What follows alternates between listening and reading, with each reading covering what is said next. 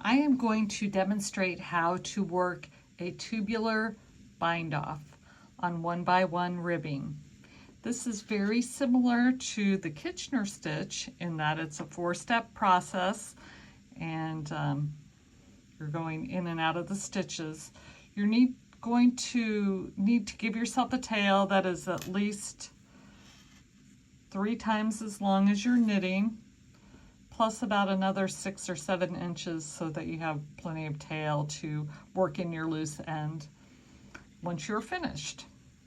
So we're going to start off holding our knitting in our left hand, and we're going to insert the needle as if to knit into the first stitch. We'll pull that through and snug but not tight, slip that stitch off the needle. The second step is to go into the second stitch away from the end of the needle purlwise. And of course we're leaving this one on because it's the second stitch. Next we go into the first stitch purlwise.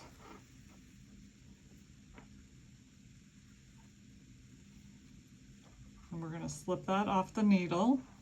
Then we go behind our knitting and we come in between the 2 stitches, and we're going to go into the second stitch knitwise.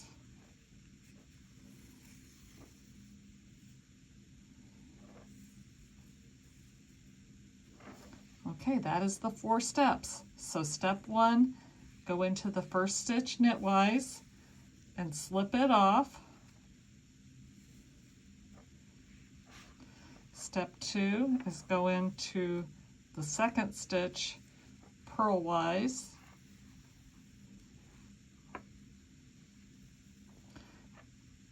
Step 3 is go into the first stitch purlwise and slip it off.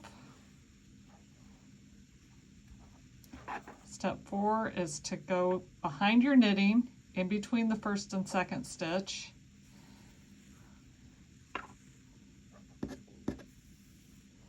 And we're going to go into this stitch knitwise. So that is the 4 steps. We'll repeat that all the way across the row. Okay, we're to our last 2 stitches, and we're going to slip it in to the first stitch on the needle knitwise and slip it off. With 1 stitch left, we go in purlwise and slip it off. And that is the tubular bind off. Don't forget to hit like, subscribe, and ring that notification bell if you'd like to be notified when a new episode comes out.